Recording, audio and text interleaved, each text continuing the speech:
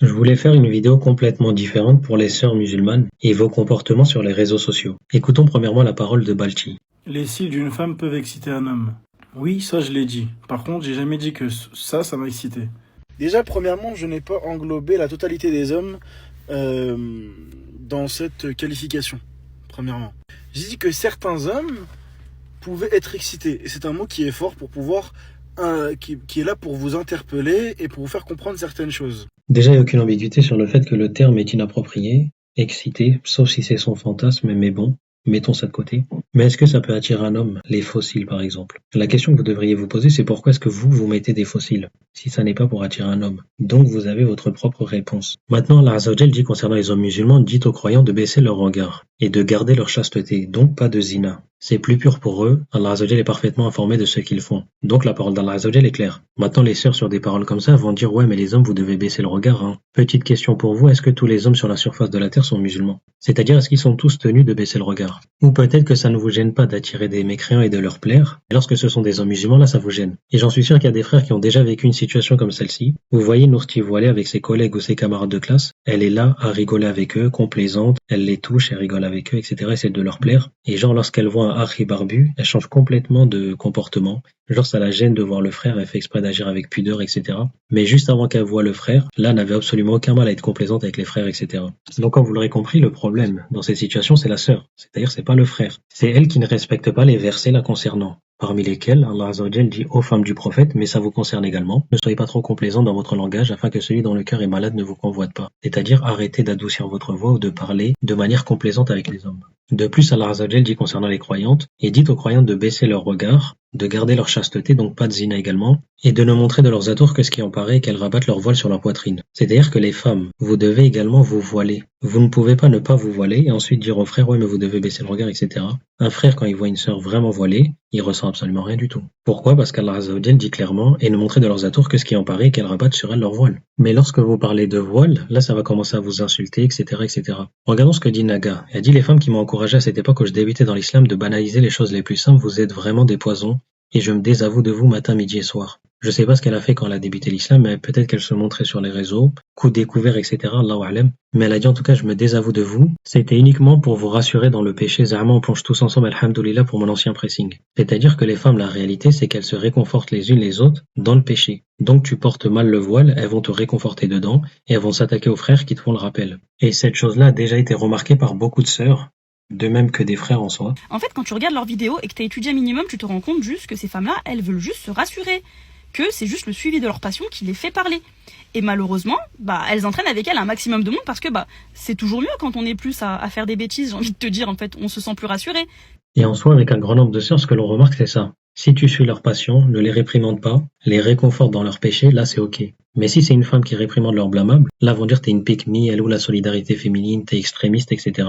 Et lorsque c'est un frère qui va faire le rappel et qui va réprimander leur blâmable, elles vont dire c'est un misogyne, il veut juste vous contrôler, il est insecure, etc., etc. Et ce qu'elles font, c'est ce qu'on appelle de la deflection en psychologie. Deflection est un mécanisme de défense dans lequel une personne réoriente le blâme ou concentre l'attention sur autre chose afin d'éviter de ressentir des émotions inconfortables comme l'anxiété, la douleur, la culpabilité, la critique, etc.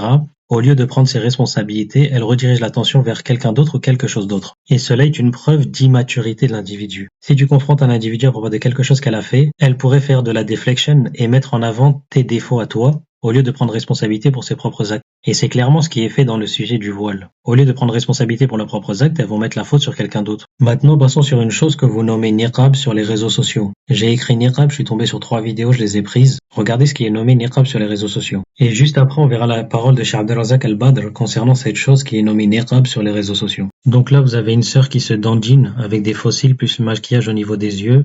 Elle se concentre sur le style du niqab. Là, vous avez une autre sœur avec les gants, niqab ouvert. Elle a fait ses cils, elle a du maquillage, elle a des faux cils. Là, vous avez une autre sœur avec un niqab saoudien, maquillage, faux cils, faux ongles, etc. Maintenant, est-ce que Cheikh Abdelrazak Al-Badr considère cette chose comme étant un niqab ou entrant dans les textes concernant le niqab? بعض النساء تتخذ النقاب ليس لهذا الغرض الذي كان يتخذ النقاب لأجله وإنما تتخذه لإبراز محاسنها ومفاتنها ولهذا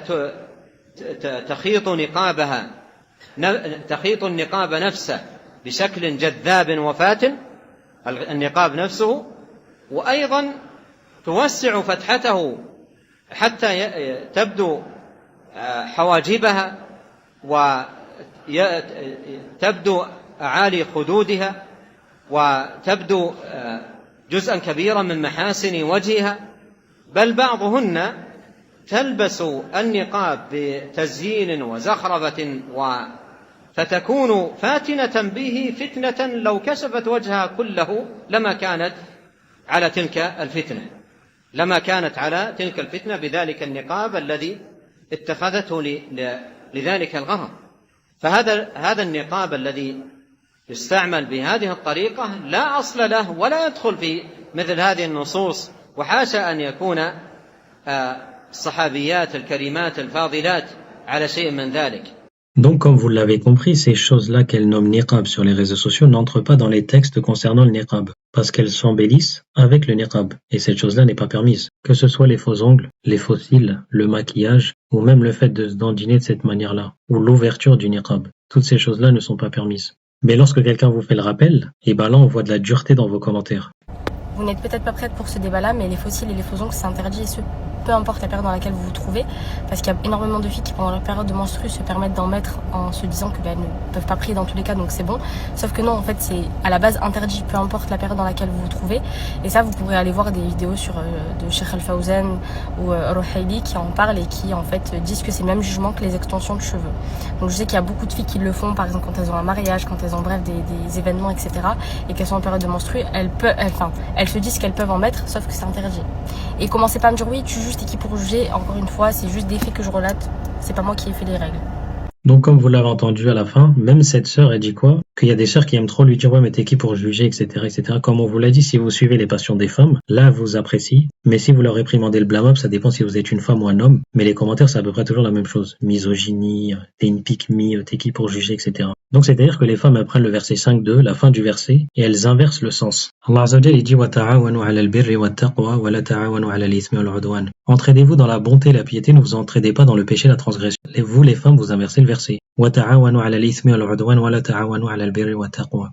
Entraidez-vous dans le péché et la transgression et ne vous entraidez pas dans la bonté et la piété. C'est la raison pour laquelle la situation n'évolue jamais. Quand vous êtes dans le péché, vous vous entraidez les unes les autres dans le péché. Et vous prenez pour ennemi toute personne qui vous fait des rappels ou qui réprimande votre blâmable. Par exemple, j'ai déjà vu des TikTok de la sorte. La sœur, elle en irabe en pleurant. Elle écrit « Il m'avait promis le mariage, on a été ensemble pendant 6 mois. Je lui ai donné ma première fois, donc ils ont été intimes. Malgré ça, il a marié une autre. » Et tu vois dans les commentaires, c'est une épreuve d'Allah Azza wa Jal, patiente Allah Azza wa Jal t'accordera un mari pieux. En quoi c'est une épreuve venant d'Allah Azza wa Jal? Elle a fait du zina. Allah Azza wa Jal, il dit n'approchez point de la fornication, donc elle a approché de la fornication, elle est même allée plus loin, elle a forniqué avec l'homme. Au lieu de rester chez elle au chaud dans ses pyjamas Hello Kitty à regarder des dramas coréens, elle passait des heures à se faire belle pour son homme, à se raser.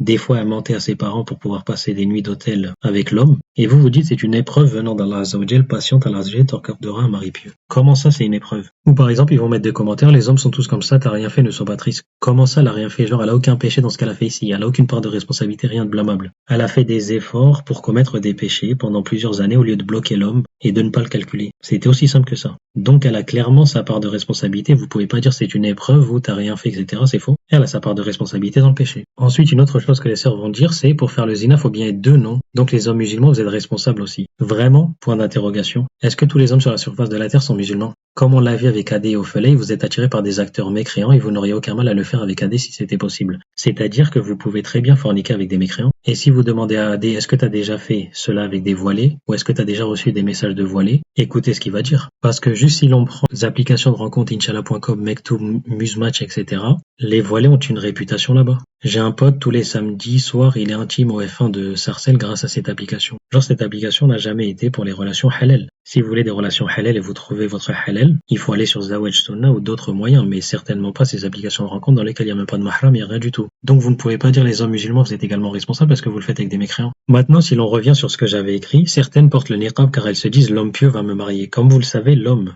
doit choisir la femme en fonction de 4 critères, et le plus important est la piété de la femme. Donc elles mettent le niqab pour se dire en gros que l'homme pieux va me marier parce que j'ai le niqab, et que cela représente la piété. Mais le principal problème, c'est que lorsque vous agissez de la sorte, ou vous vous embellissez avec le niqab, cela n'entre pas du tout dans le groupe des femmes pieuses. Et maintenant, le point important, c'est où sont les sœurs pour leur faire le rappel. Parce que si tu regardes les sœurs, pendant toute l'année, elles vont dire aux frères, ouais, vous savez pas faire le rappel aux femmes, arrêtez de faire le rappel aux femmes, etc., etc. Mais lorsque tu vas sur le compte de ces mêmes sœurs, elles ne font pas de rappel aux sœurs. C'est-à-dire, elles veulent pas que les frères fassent le rappel aux sœurs, mais elles ne prennent pas la responsabilité non plus de faire le rappel aux sœurs. Ma sœur, est-ce que tu peux réagir à la vidéo de la sœur Ophélaï? Ma sœur, est-ce que tu peux réagir à la vidéo de cette sœur-là? Elle a dit un truc trop grave, elle égare la Oumma. Alors ça, c'est quelques commentaires et DM que je reçois de la part généralement des hommes, parfois des hommes lambda, et aussi il y a des hommes qui sont des imams, des personnes de science qui me demandent de réagir aux vidéos et aux comptes de ces sœurs-là. Et aujourd'hui, je vous réponds publiquement que non, je ne le ferai pas, que je refuse de le faire.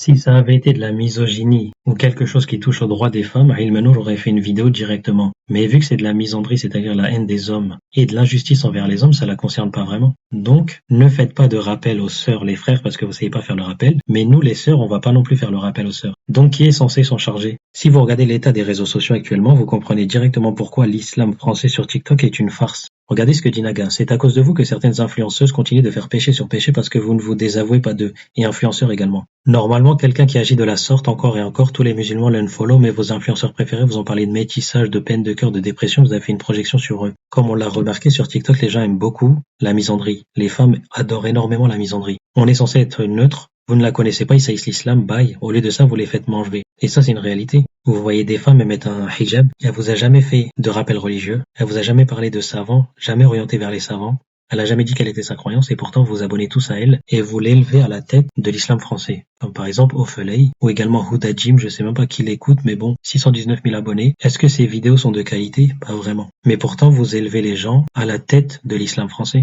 Et c'est la raison pour laquelle l'islam français est vraiment une farce. Si Chalgoumi était une femme, les gens se seraient abonnés à Chalgoumi en masse, parce qu'elle vous aurait caressé dans le sens du poil. Et c'est ce que vous aimez vraiment. Maintenant, si l'on passe sur un autre point, vu que vous aimez beaucoup suivre vos émotions et vous prenez pas de recul, sur TikTok, il y a quelque chose qui est fait en ce moment. C'est un plan pour affaiblir l'islam et les musulmans. Vous faites quoi en premier lieu? Vous créez une guerre entre les hommes et les femmes musulmans. Vous développez la misogynie, vous développez la misandrie. Les gens se détestent, ce qui fait que ça les éloigne du mariage. Parce qu'ils savent très bien qu'il y a énormément de bienfaits dans le mariage, comme la préservation contre les péchés, la baisse de l'adultère et du zina, etc. De même que l'enrichissement. Ensuite, ils font en sorte de rendre difficile le mariage pour les en dissuader également. À travers quoi? Dot à 10K minimum. Ensuite, ils les occupent avec des futilités. Par exemple, les débats sur le 50-50, ça fait 4 ans que les gens y parlent encore de ça, alors que normalement c'est fini en 10 minutes. Et le dernier point, comme on l'a vu avec Adé Laurent et Ophélaï, rabaisser l'homme musulman et promouvoir la vertu de l'homme mécréant comme étant supérieur et meilleur, comme ayant des meilleures qualités. Alors que l'on sait tous que l'esclave musulman est bien meilleur que le mécréant. Et pour ceux qui vont dire non, c'était simplement orienté à Balchi, etc., c'est faux. Parce que là, récemment, j'ai vu une vidéo de Soukaina, je crois. Elle dit, il faut combattre l'extrémisme venant des hommes ou il faut combattre les barbus ou un truc du genre. C'est-à-dire que la réalité, c'est pas simplement orienté à Balchi, c'est orienté à tous les hommes musulmans. Pourquoi? Tout simplement parce que nous, les femmes, nous voulons suivre nos passions et nous voulons que personne ne nous dise quoi que ce soit et ne jamais ressentir de responsabilité pour nos actes, etc. Et concernant les discours de la sorte, votre misogynie déguisée en rappel est une des premières causes d'apostasie chez les femmes. Il y a une sœur qui m'a dit, tu sais, il faut avoir les reins solides et le cœur bien accroché pour être une femme voilée de nos jours. J'aurais fait sa vidéo en étant un peu blasé, etc. Est-ce que vous pensez réellement que vous allez venir devant Allah Azza wa Jal et lui dire si j'ai apostasié, c'est à cause d'un tel, un tel, un tel? Si t'as apostasié, c'est parce que t'as pris le choix d'apostasier, c'est-à-dire que le fait de dire c'est à cause d'un tel ne va absolument rien changer, il faut prendre vos responsabilités. Et parmi les choses que je peux dire, c'est est-ce que tous les commentaires sont de frères musulmans? Point d'interrogation. Vous savez très bien que Jacob est derrière l'écran. Vous pouvez avoir des gens au hasard qui disent quoi? Vas-y, moi j'ai juste envie de détruire les sœurs musulmanes, donc je vais créer un faux compte, je vais mettre un homme en qamis et ensuite je vais vous insulter, etc., etc. Donc qui vous a dit que cela venait de frères musulmans? C'est juste vous qui accordez trop d'importance aux commentaires que vous voyez. Au lieu de prendre de la distance et simplement dire c'est les réseaux sociaux, c'est toujours comme ça, donc ça va absolument rien changer. Deuxième élément, est-ce que vous êtes obligé de vous montrer sur TikTok avec de la musique, maquillage, fossile, coup découvert à vous dandiner et compagnie? Parce que ce point-là, il est vraiment dangereux pour vous et votre foi. À quel niveau? Le messager sallallahu alayhi wa sallam a dit quiconque appelle à un égarement portera le même péché que tous ceux qui le suivent dans cela, sans que cela ne diminue quoi que ce soit de leur péché. Par exemple, vous faites une vidéo qui est virale, vous avez 600 000 vues, dans laquelle vous avez de la musique et vous prenez le péché pour tous ceux qui ont écouté la musique que vous avez mis dans votre vidéo. Vous vous dandinez sur cette musique, avec fossiles, coups découverts, faux ongles, les gens prennent exemple sur vous, Vous prenez des péchés pour toutes les femmes qui ont fait ça, et les péchés qu'elles font, elles le feront pas une seule fois, mais elles le feront en continu, donc vous prenez des péchés à chaque fois qu'elles feront ce péché-là parce qu'elles vous ont pris comme exemple. C'est le cas de celui qui appelle un péché, par exemple, s'il appelle les gens à une distraction quelconque, à de la musique, à une transaction basée sur l'usure ou n'importe quel autre interdit. Tous les péchés de ceux qui l'auraient influencé lui seront inscrits, car c'est lui qui les aura menés au péché. En outre, appeler à une vertu et appeler à un égarement peut non seulement se faire par les paroles en disant fais telle ou telle chose, mais cela peut aussi se faire par les actes, surtout lorsqu'il s'agit de quelqu'un que les gens prennent comme exemple, un influenceur, une influenceuse. Car si quelqu'un est un modèle, le fait qu'il fasse quelque chose est comme le fait qu'il y appelle. C'est d'ailleurs pour ça que l'on entend les gens dire un tel l'a fait, c'est permis, un tel ne l'a pas fait, ça n'est pas permis. Donc, comme vous l'aurez compris, il faut que vous appreniez à prendre vos propres responsabilités, à regarder vos propres erreurs, à vous remettre en question et arrêter de toujours mettre la faute sur les autres. Prenez vos responsabilités à partir de maintenant.